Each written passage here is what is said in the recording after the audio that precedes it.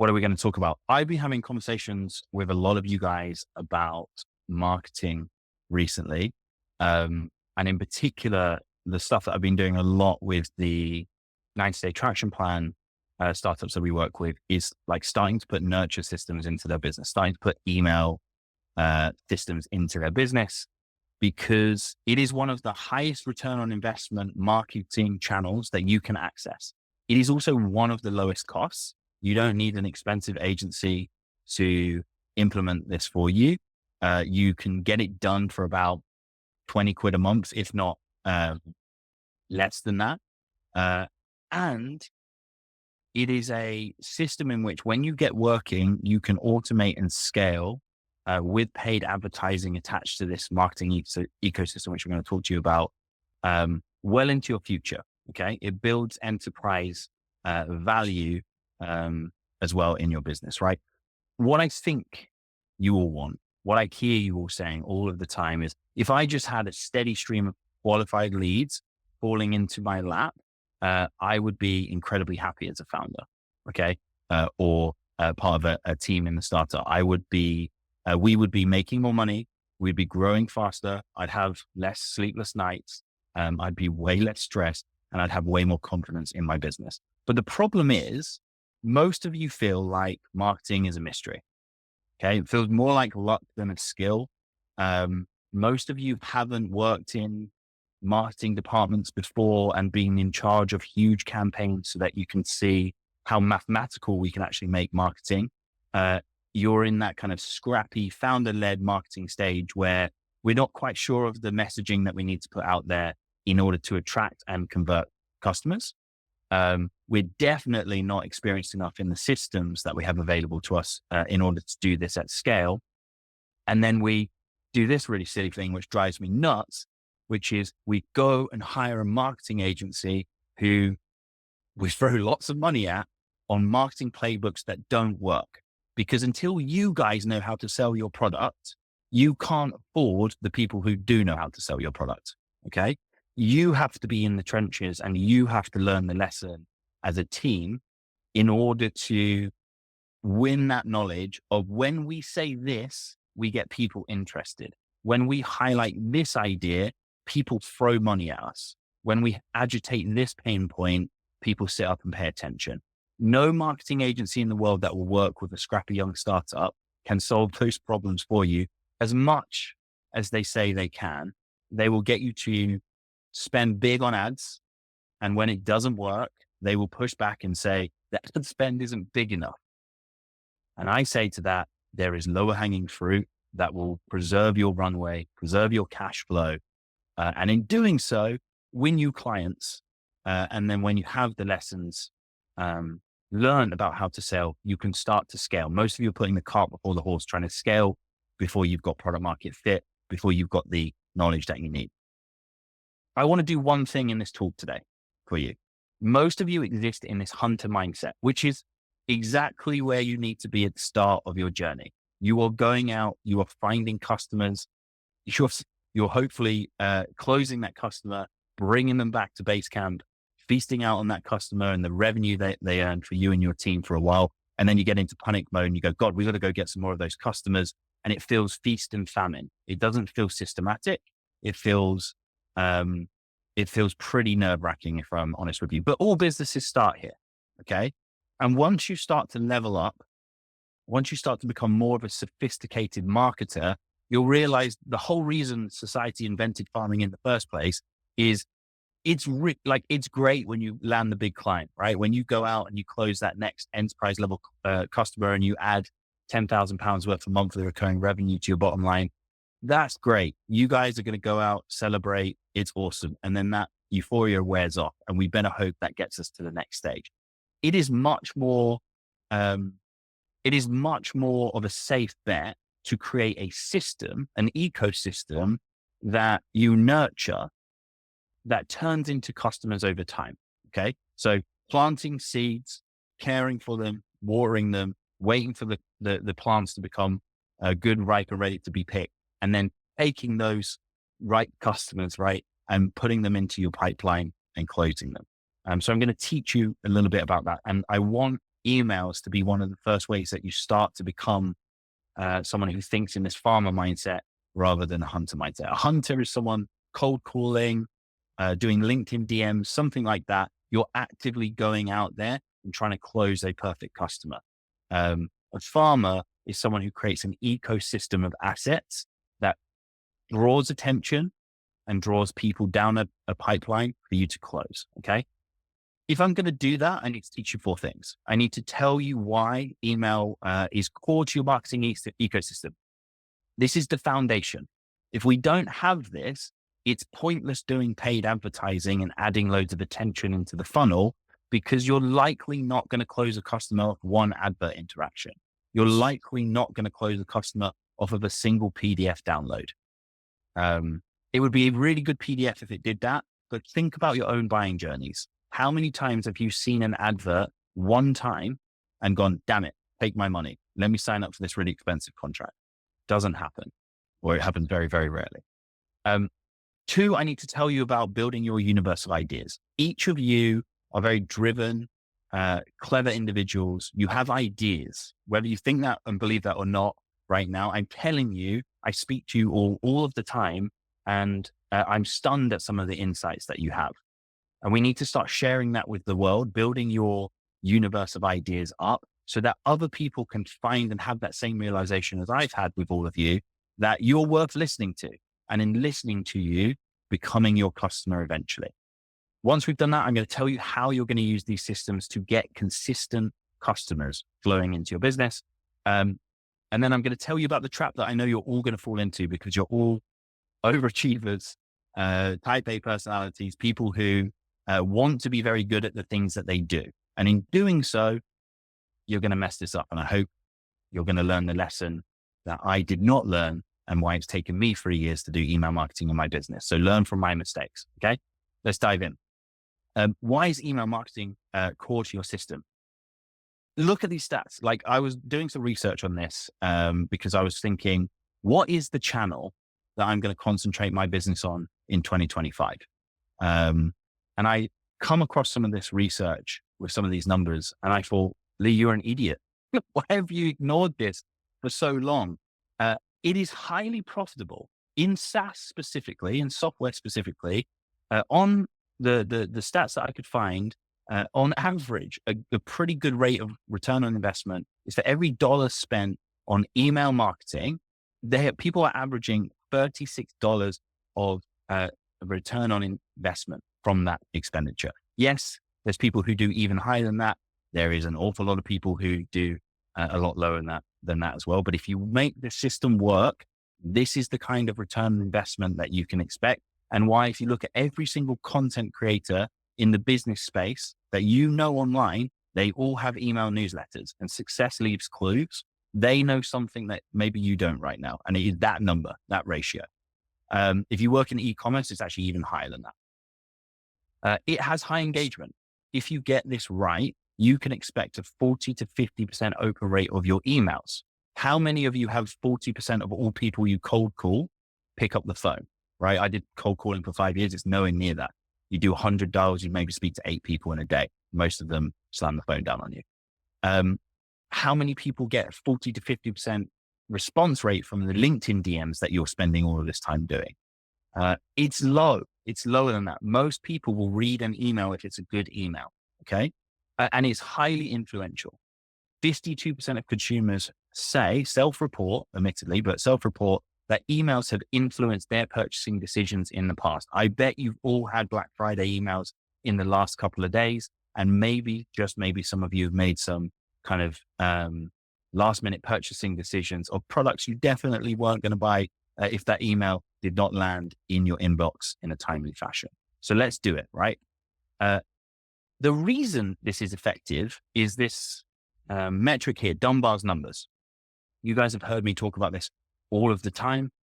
It's a really important concept in marketing, in branding, and in sales. People buy from people that they know, like, and trust. People buy from brands that they know, like, and trust.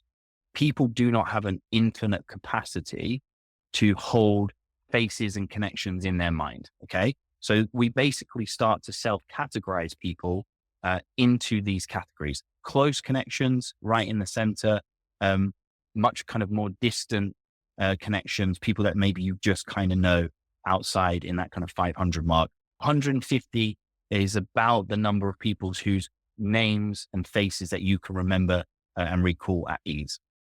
Your marketing has one job and one job only in your business. It is to increase your increase the number of people who count you inside their Dunbar's numbers. Okay.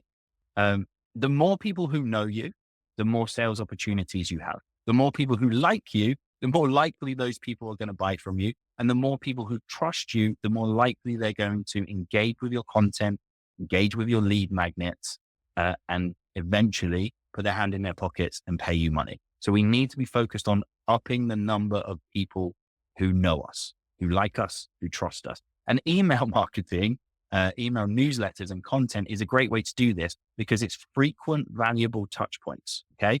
I've been thinking a lot recently, like, what is a good quality relationship? What does that actually look like? And we can define this in a couple of ways, I think. But one way that I've been playing around with in my head is this idea of relationship depth. Okay. The deeper the relationship, the closer you are in their Dunbar's numbers, the more they value your relationship, the more likely you're going to make a sale to someone. And how do you deepen a relationship with someone? It is just a simple formula. Spend more meaningful time with them over a greater number of interactions. Okay. Think about all the closest people in your life. You probably have a lot of memories of great time spent together over a long period of time. So a long number of interactions. Those people become very sticky in your lives. They tend not to float in and out. Those people who you have a couple of good times with, and then they kind of disappear off the face of the planet, you eventually get rid of them out of your Dunbar's numbers because other people replace them. Most of you are doing that in your businesses. You're showing up, you're hosting an event, or you have a great piece of content and people go, I like what these people are saying. I'm interested in this idea. And then because you don't have a great marketing ecosystem set up in your business, you disappear off the face of the planet for them. They forget about you, and other creators, other businesses move in and occupy the space that you once had in their mind. So email allows you to have more meaningful interactions, more meaningful time spent with them over a higher number of interactions consistently, week in, week out. I bet you all have email newsletters or creators that when they send you an email, you open it, you read it, you love it, and hopefully you share it. Okay. So that is why, if you were not convinced about email, I hope you are now convinced that email is the right thing to be doing in your business as a starting base for this ecosystem we're going to set up. If you're going to email people, we need to email them about stuff, right? What are we going to actually say about them? Your job as a brand is fundamentally one thing. Shine a light on exciting ideas, hopefully solve problems, highlight symptoms, agitate pain points for the people in that you are directing that attention towards. Okay. Alex Hormozy calls branding just the act of associating your name, your face, your logo with things that your customers absolutely love. And the more you do that, the stronger that branding becomes, the more resonant it becomes. And it could go the other way as well. You look at cases like Bud Light and the association they've made, Jaguar recently. Like, why do people feel so strongly about this? Is that suddenly brands that they knew, liked, and trusted associate with things that they do not like and trust, and it causes a huge dissonance in their minds. Okay. That is all you're doing in marketing. Marketing isn't really about selling. Marketing is about building brand associations, building connections and deepening relationships. And you can do that by shining a light on the idea, shining a light on a current topic, an event, and making them feel good and like you are giving them value in their lives and are helping them make progress in their lives towards the things that they want. That's your only job in marketing. It's not to sell. It's really not to sell. Very rarely do I want to see emails coming from you guys that's like, hey, 50% off deal. Like, that's a disaster. Those are appropriate for a very small number of your customers at any one time. So you don't go spamming those out, seeing if you can make sales. Okay. If you're going to have this great email marketing system in your business, And if any of you have spent any time with me at all, I've probably shown you this weird thing that I'm building, which is my second brain. Okay. This is a screenshot of every note I've ever made on my MacBook in the last, I think, about 2 years. Okay. And it is a system called Obsidian, and Obsidian allows you to link ideas together so that you can formulate wholly new individual ideas that can form part of your idea universe. Okay.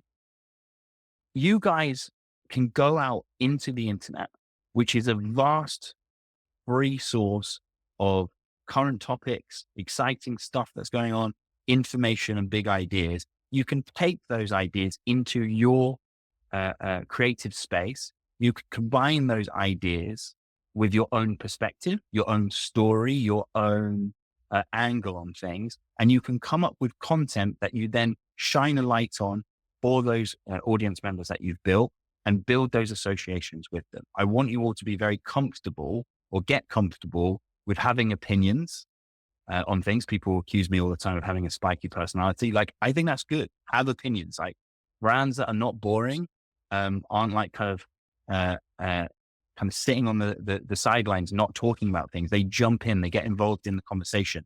They paint themselves into a position, and in doing so, they attract people towards them. And yes, when you do email marketing, you're going to send out an email and people are going to unsubscribe. And it sucks the first time it happens. It's a rejection of your idea, and it's going to damage your ego a little bit. But who cares? Because the only email list newsletter that gets no unsubscribers is ones who are not sending out emails. Okay. So we just have to embrace the fear. Share your ideas, build your idea universe.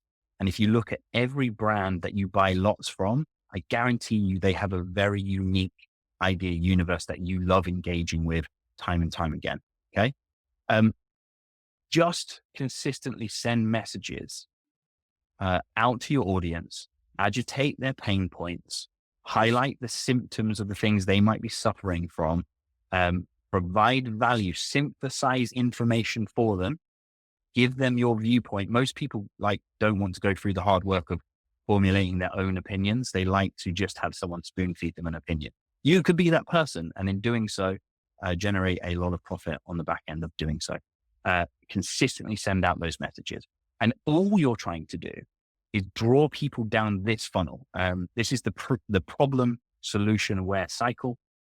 Your market exists in this cycle at any one point in time. The vast majority of your market exists at this top funnel here, which is your unaware segment. They have no clue about your product. They have no clue about the problem they are suffering from that your product could solve for them. You are not ever going to make a sale to anyone in that unaware segment. Impossible. So your job is to put out content, messages, lead magnets, even adverts, to shine a light on symptoms that make them aware of a problem they might be suffering from. And in doing so, draw them down one step further in this funnel. They start to become problem aware. This might be, we got New Year's coming around, right? Everyone's going to be feeling pretty bloated from all of the food and drink they're about to consume. And you're going to see a raft of advertisement and content around New Year, New You, how to set goals in 2025, how to be fitter and healthier. All of this stuff is starting to shine a light on the fact that they have a problem in their life that they've overconsumed over Christmas. They're not looking the way that they want to look. They're not feeling great. They don't feel like they're achieving, and they're just shining a light on that problem so that in the next stage, they can start to share some hints of how their business, their brand, their product is actually a solution to the problem they've just agitated. And if you do this really, really well, you escape the trap of, most of you will be finding that you're in a market where you're being price compared all of the time with your competitors. Or what it looks like in SaaS software particularly is it's lists of features. They have this, you don't. You do this, they don't. Their support times are this, et cetera, et cetera. When you're finding that happening in your sales cycle, what's actually happening is you're picking up customers who are both problem aware, solution aware, and product aware, and you didn't do the education on any of those levels. So they have no brand loyalty to you and your problem. They've become aware of the whole space, and now they're basically shopping on price. That sucks. If you want to escape that, you have to do the hard work of drawing them down the funnel, because you can then basically create a monopoly in your market in their minds. You are the only solution that they want. You are the only product that they want. At this point, they don't care about price. They just have a high belief in your product. And that's because you've built up something called the law of reciprocity. You've given them so many exciting ideas. You've shone a light on so much that they find valuable. You're giving them gifts. And when you give people stuff, they start to feel a tension. That tension is, oh, I'm going to have to give something back. That's the law of reciprocity, right? The way they give it back in the business sense is they take the next step in your funnel. They pay you some money. They become a subscriber or a customer. They give you a referral. So you're always trying to draw people down this cycle, this funnel. That is your only job in emails, nothing else. Okay. So how do we put this all together? How do you get these consistent customers? If you want rhythmic customers, it requires you to take rhythmic action. Most of you want 200-300 leads per month coming into your business, and you are sat there doing, I'm not going to say nothing, but you're doing a lot of busy work that doesn't generate customers. You are tinkering around the edges, majoring in the minor things. And I'm really guilty of this myself. I'm always running around with the next harebrained scheme of, what I absolutely need to implement in my business. This thing that I have lacked in my business for a long time is this rhythmic action of every month, come rain or shine, I send this many emails. I run this much paid advertising. I do this many podcast appearances. I send out this many LinkedIn posts. That rhythmic action starts to win us the right to say, when I have the numbers, I know when I do this, I get X result. I get 30 leads, and I need 30 leads to close 2 customers, and 2 customers will help me grow on a month by X amount. Okay. So if you're feeling that lack of customers falling into your lap, it's because you don't currently have repeatable campaigns in your business, marketing campaigns that you're running quarterly, monthly, weekly, in order to generate that attention and then draw them down that funnel, right? Building an email list is really simple. You search through every customer you've ever interacted with, you've ever sold something to, every person you've ever spoken to your product about, every connection you've got on your Facebook, LinkedIn, wherever you can find someone's name to be able to put on there and their email, right? And you get them into your email list. I was really confused about this for a long time. I thought I had to set up a marketing funnel that worked first and foremost, but actually, as long as you've got an unsubscribe button, you can add people as a non-subscriber into your list, and you can get in contact with them for business purposes, first and foremost. Who's got a question? Jenny, go for it. So can you actually add people who haven't specifically said they want to be on your newsletter? Because we've gone around with that with GDPR, and where we ended up was that you're not allowed to add people to the newsletter list unless they specifically said, yes, add me to the newsletter list. It's a really tough one. Like, I was exactly the same as you for a long, long time. And then I realized every successful business person I ever spoke to basically laughed at me when I said that and said, just fucking put them on the list and email them. So I'm going to hold my hands up and say, is it a letter of the law? Probably not. But most people do exactly this. And as long as you have the unsubscribe button, people can sort it. You are not going to be dragged in front of like the European High Court and fined 20 million euros for doing this. They have much bigger fish to fry. If you're uncomfortable with that, message people first and say, hey, we're starting an email newsletter. Would you like to be on it? And just get them to opt in that way, if you're a real rule follower, right? But I know people who run businesses doing well north of $1 million a year. And they said, I started my email list by just adding people to it and letting people unsubscribe. Okay. Otherwise you're always stuck in this. You are always stuck in this kind of chicken and egg problem. You guys run events. I would be signing up automatically on the terms of your events to your newsletter. I would just put that in your terms and conditions and get them on that list. Okay. So build your list. You are then going to segment your list. your list has to be segmented. Otherwise, you're going to send really broad, untargeted emails to everyone, and that sucks. My email list broadly is segmented into those who are pre-launch and those who are post-launch. Pre-launch startups get emails about how you build software, how you reduce your costs, how you validate your idea. Post-launch get how you scale, how you build marketing systems, all of the stuff. It's designed so that you segment your list so that you know what problems they're likely suffering from. So you know what symptoms they might react strongly to when you agitate this in your email.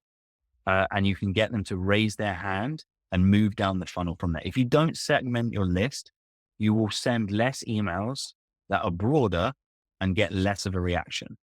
Don't over segment from the beginning.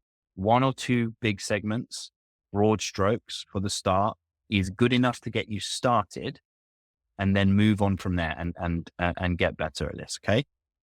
All you are doing is just sending them like a bi-weekly email to take them from where they are to where they want to be. Most of your customers have outcomes that they want. They have a dream state that they want to end up in, right? Being fitter, healthier, having a really beautiful garden. If you're Lynn, understanding their Shopify analytics and data better so you can make more money if you're Lucia, or if you're Minova. Hopefully you're really interested in the pay gap stuff that we're going to be doing with you, and you want to have a great pay gap reporting system that's plugged into your business, right? They have a dream state that they want. Your emails are kind of like breadcrumbs on the path to take them from where they are, where they want to be. You can plug knowledge gaps for them. You can solve small mini problems for them on the way, which gives them value. How to analyze your data properly would be an interesting idea to send out. Lynn, you could send out something like how to pick your perfect garden color palette, right? Or the 10 styles of garden that is going to be in vogue in 2025, whatever, right? It's just that kind of stuff that takes them down the path. And in the email body, you're going to do one really clever thing. You're just going to have a PS statement. PS statements is where all the clicks happen. People basically scan your email, they get some value, hopefully they share it. And then at the end of the PS statement, you invite them to take the next step. And the best marketers that I'm seeing in this space kind of doing this at the minute, they're actually using their emails to either garner replies directly.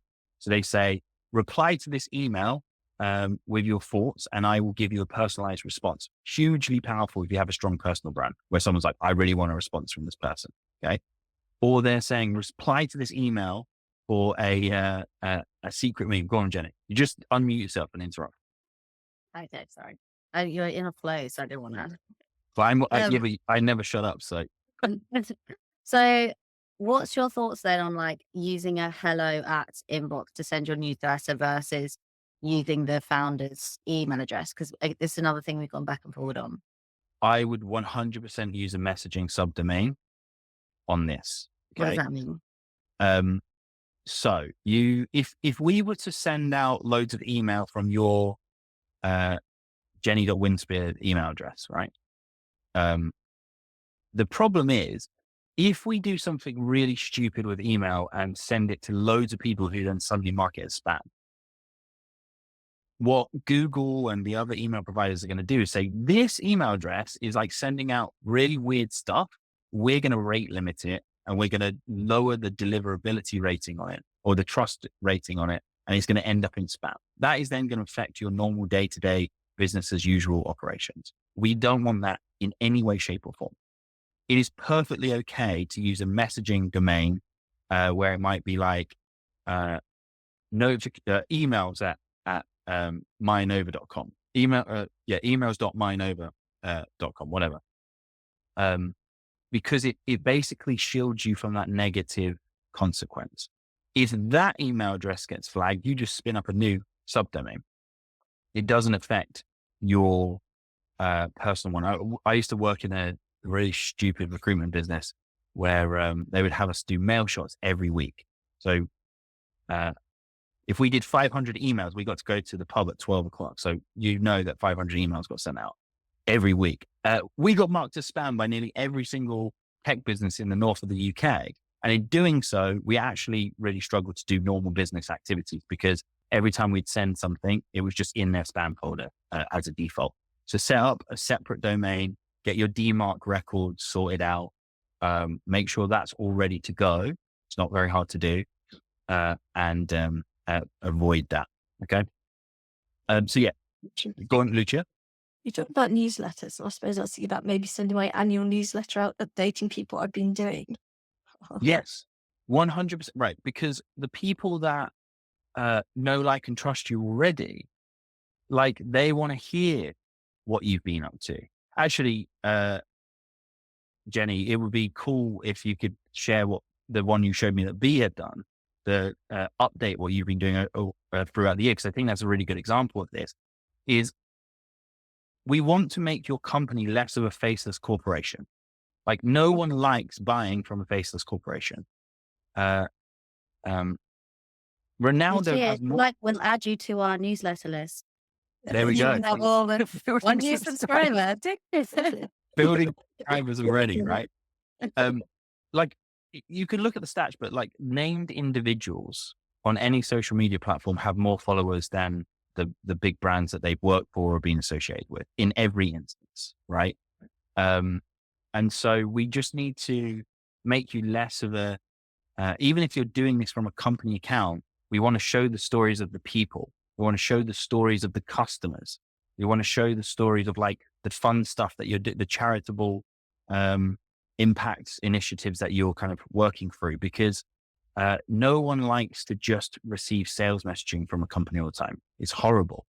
But we do like a company update. We do like a story about a customer that's been really successful with the product, something like that. So yeah, absolutely, Lucia, get that out there. How many people have you got in your email newsletter list, Lucia? No, would you do it via LinkedIn or would you do it directly? Because obviously there's LinkedIn newsletters, aren't there? I've never used LinkedIn newsletters. I actually know some people that rave about them and have a ton of people that have signed up to them. I don't know enough about, like, the metrics, how we make it work to have formed an opinion on it. I don't think I've ever read someone's LinkedIn newsletter, if I'm honest with you. However, if that's what you've got, like, let's go with this. But this actually highlights a really important point. Your newsletter, your email database is really important for your business. If any of you ever want to sell your business and have an exit, if you do not have an email database, like, we are going to have really tough times selling your business, because that is core enterprise value that you're building. Investors, super smart people, we can all admit, right? Go to some of the best universities across the world, get incredible salaries. They value your email list massively in the evaluation process of your business. They know something that maybe you don't, which is it has a huge, huge potential to generate future revenue from. If you rely on just social media platforms, you put yourself at massive. I don't think any of you are that controversial on here, but, like, if you ever got banned from a social media platform, you lose your entire audience overnight. You have no control over it because you are the product of those platforms. They owe you nothing. There's no contract. You own none of those contacts. So if that gets deleted, blocked, hacked, whatever it is, you're screwed because you got to start from zero again. So your email list is where you pile attention from these platforms. And it's kind of like your save game state that you get to have, where you say, hey, I'm going to save my progress here. I'm going to take some of my audience and I'm going to save them into my email list. And I can have that forever because I own it. It's my IP. It's my information that I rightfully own. Okay. So fine, launch it on LinkedIn, but I want you to move that off of LinkedIn like ASAP. All right. Okay. So moves it down the breadcrumb prop. The systems for this are really simple. I'm just giving you a screenshot here of one that my coach outlined for me, which he's using in his business to generate 500 leads per month. And he's only just started email in the last 6 months, right? And he's doing 500 qualified leads per month. This is going to be really small. I can share this individually with you guys if you want to see it. Essentially, it's this. The important thing is your email database. That is where it all starts. We need a product like MailChimp, HubSpot, or literally, I don't care which product to use. And as I was saying in the group the other day, don't spend too much brain power on this. Just find one you like, buy it, get it set up, because it's more important that you have it than it's super optimized. We add everyone in there that we can, and then we start this nurture system. So your nurture system is the weekly, bi-weekly emails that you send out. And we have this loop going where you send the lists in that email list, in that email database, valuable content. So it might be, here's a big idea I've had. It might be, I appeared on a podcast and said some really interesting stuff. I thought you might quite like it. It might be, here's a customer success story, or here's a PDF guide for solving this problem that I think you might have, or a link to an interesting kind of YouTube video that you guys have found, right? You're just directing people's attention. And I want you to all become kind of marketing connoisseurs.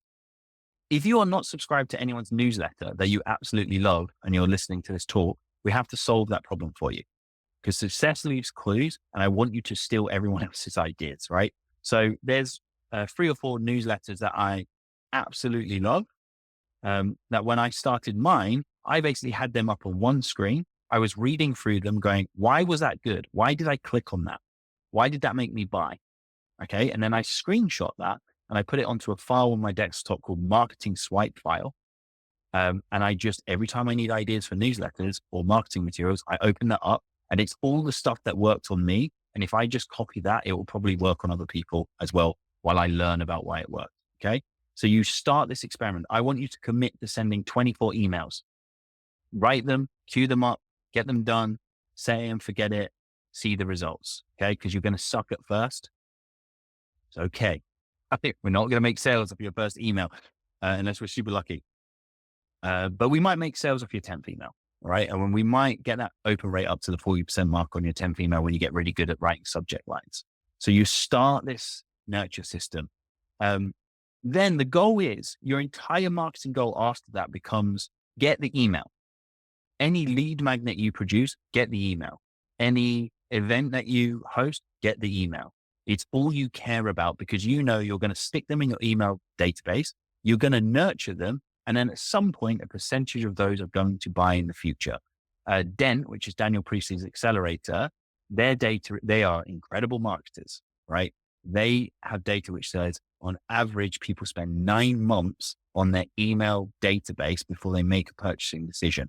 They're reading books, they're watching YouTube content, they're listening to podcasts, they're engaging in social content. And even with all of that, it takes 9 months to get them onto a sales call and making a purchasing decision. To stop thinking your marketing is kind of a one and done thing. It's marketing is changes. It's relationships that you're building. Okay. So your lead magnets, your guides, your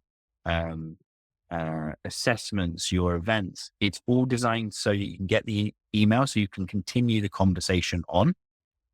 Your content then becomes much more purposeful. Your content is designed to draw attention so that you can then send them to a lead magnet and get the email. Our YouTube videos now all just direct people to the Free Founders Forum group.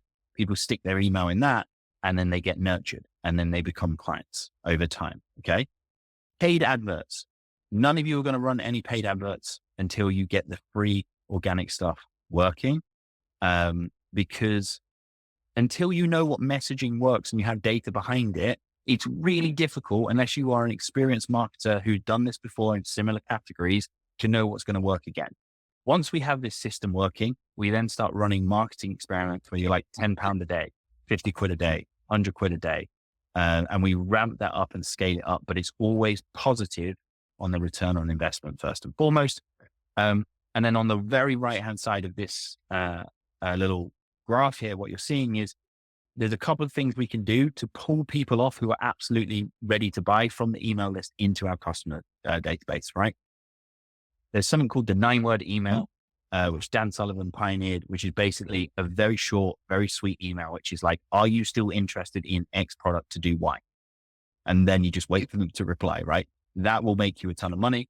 Or you can have the other opportunity to run events, monthly webinars, whatever it is. And you say, hey, we think from what we know about you, you'd be interested in this. Do you want to attend this event? And then you do the selling in the event, not on the newsletter.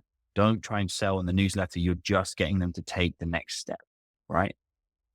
So if anyone needs that graphic a little bit more enlarged, happy to send it over. I know it's super small, super hard to read there. So this is how you're all going to mess it up, because this is how every founder always messes everything up, is you've got to get going, then get good. That's the first job. You are going to be scared. You're going to have all these legal questions. You're going to have the fears about what happens if you mess it up, and how you actually make this work. If you are currently not doing consistent emails to a database, if you just start, you will make more money in your business. If you're currently doing emails and you triple, quadruple the number of emails you're doing to a better segmented list or a larger list, you will make more money in your business, right? So we just got to get going, then get good, because this is it. Keep it simple, stupid, right? Don't overcomplicate it. I don't want to hear, because poor Annika kind of got her head bit off the creek the other day, because I was writing through this and I was thinking about it, where she was saying, is HubSpot good because it's costly? Yeah, it's costly because it works and many big businesses use it. Just use HubSpot if that's what you're familiar with, or just use MailChimp. Don't over optimize on the cost. Don't try and get too clever with this before you've started. Just use a system you like, that you can afford, and start doing more and more and more and more. And it's better to focus on how do we do more better than it is on how do we optimize the hell out of the costings of it. Okay. So keep it simple, stupid. Version 1 is better than version none. I heard this from James Ashford, and I say it to everyone now in this kind of mindset. He sold his company for $21 million off of a £21 million off of a 1 million annual recurring revenue business, 21x multiple, incredible entrepreneur. And he always talks about this. Just launch it, because version 1 is better than version none. And then you can kind of mess around the edges, get better at the titles, better at the content, better visuals, whatever you want to do, but just do a ton of emails at the start and learn your lessons. Okay. Because fundamentally, get going, then get good. Don't over optimize. Okay. Who is convinced now to do email marketing in their business? I hope all of you. Anyone who's like, do you know what? Not from me. Go on, Big. You raise your hand. Are you just saying you are, or are you saying you got a question? I was just saying, yeah, go on then. Well, you guys are already, how many emails do you do in your business? What's your kind of cadence there? We try and do one a month, One a month. Okay. depending on resources and time and everything at the moment. But we know that we should be doing more. I think, It's got a good database as well. how many people on the base? How many has he gets? Well, I had out before. I should know this. I can't remember. Jenny's too nice. I'd be grilling you on this every day. I'd have it on a big board, like picker, if it's not going on. Yeah. Okay. I guarantee you there's customers in that 600 emails that you've got that you could be making sales to over the next quarter. Guarantee you. 600 is a good number, a really good number for you guys as well, because you have consulting opportunities, you have multiple platforms coming. I would say, think about that list. Can you create 2 to 3 segments on that list? And can you start to try and do one email to each segment every 2 weeks? So you go from 1 email a month to, let's just say 2 every 2 weeks to, what's that? 4 emails per month to 2 lists. That will get you much bigger results. And I would try and batch create them. So have a brainstorming session where you go, what problems do our customers have? What would they need to know in order to solve their own problems? What do we know that they don't? What do they ask us for advice for? All of these questions, make a big list and then create content around that. But always start with helpful tip. When I write my emails, I put someone's name that I know who I'm writing that email to. So I basically write a letter to someone and then I delete their name out and it goes out to everyone else. But I make it very specific because I want my emails to feel like a direct one-to-one communication to them specifically. I found that has made my writing better. A little helpful hint that I learned from a window salesman in Denmark. But he earns millions, so I'm going to listen to him. Any questions, guys? What about Canva, Lee? Because obviously Canva makes them prettier, but then you spend your time designing it, don't you? And then it feels almost less personal. So there was a really interesting debate in a WhatsApp group that I'm in the other day where some of these people are doing probably in the order of like 100,000 mail outs, like contact points per month onto their databases, right? So they're doing it at a huge scale. And someone asked the question, which is better, highly designed emails, or have you ever been on an email newsletter where it just looks like a direct email to you one-to-one? There's no branding. Now, if you've actually ever had one from me, like there's no effort put into this at all on a branding front. I think there's a logo at the bottom. The reason and what they'd said is the unbranded ones or the very lightly branded ones tend to do better from a metric standpoint that they have seen. And we were debating why that is. We felt, and that's a feeling, so it's a guess, we felt that the unbranded kind of emails feel like more of a direct communication to you. They feel less salesy, and therefore they feel more personal and get higher engagement. If you go and subscribe to Alex Hormozi's Mosey Money Minutes, great alliteration, I'm very jealous, there is no branding on that. Daniel Priestley has just ripped all of his branding off this, I think because of this conversation in the WhatsApp group. I noticed that changed after that conversation was had. Dan Coe, incredible email marketer, hardly any branding, but he'll send you War and Peace every month.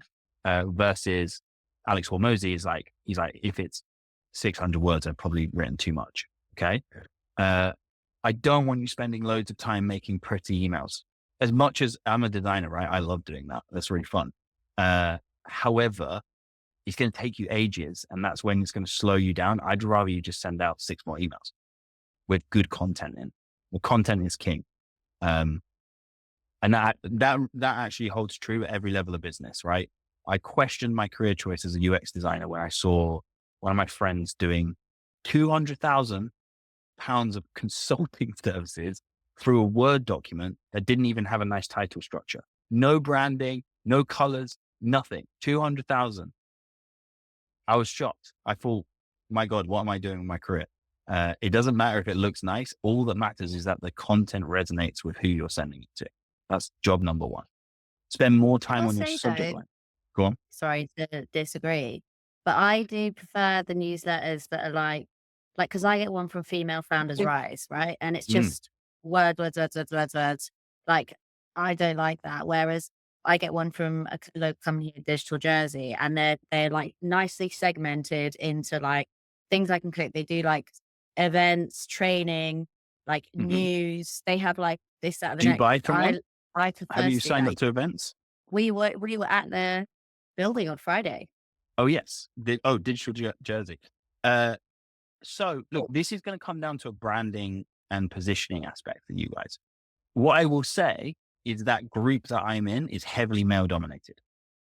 Like, I think like 99% of the people in there are guys, right? So it may just be a complete biasing of the data. We're all just like, I don't care about branding. Like, if you're listening to Alex Hormozi's content, it's like, tell me why I suck and why I need to go work 18 hours a day, right?